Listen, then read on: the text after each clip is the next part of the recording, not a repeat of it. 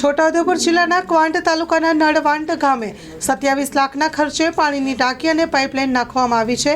ઘરે ઘરે નળ ઊભા કરવામાં આવ્યા છે, પરંતુ 3 વર્ષમાં એક પણ ટીપું પાણી નળમાં આવ્યું નથી।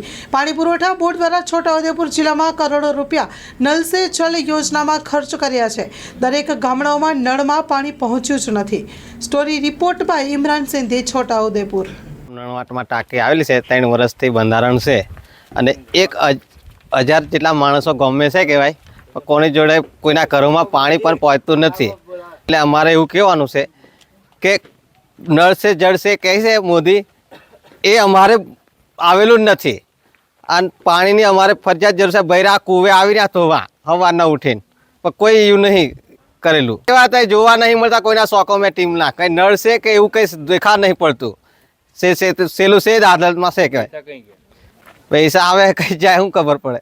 અમારા ગામની અંદર આજે 3 વર્ષથી આ ટાંકી બનાવેલી છે। આ ટાંકી બનાવેલી છે, ખાલી શોભાની બનાવેલી છે અને ટીંબલા પણ બનાવેલા છે। આજ સુધી અમારા નળવાટ ગામની અંદર આ ટાંકી અને એના માટે 21 લાખ રૂપિયા ફાળવેલા છે, પણ આજ સુધી અમારા બહેનોને માટે નળમાં પાણી હજુ ચાલુ થયું નથી।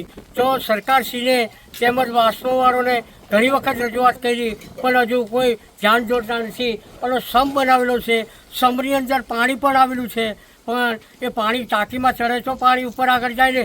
તો અમારા ગામની અંદર આ બે દરકારી છે સરકારશ્રીની, એટલે આ ધ્યાન દોરીને આ તાત્કાલિક આ નળ જળ સે જળ નળ ઘેર પહોંચતું થાય એવી મારી નમ્ર વિનંતી।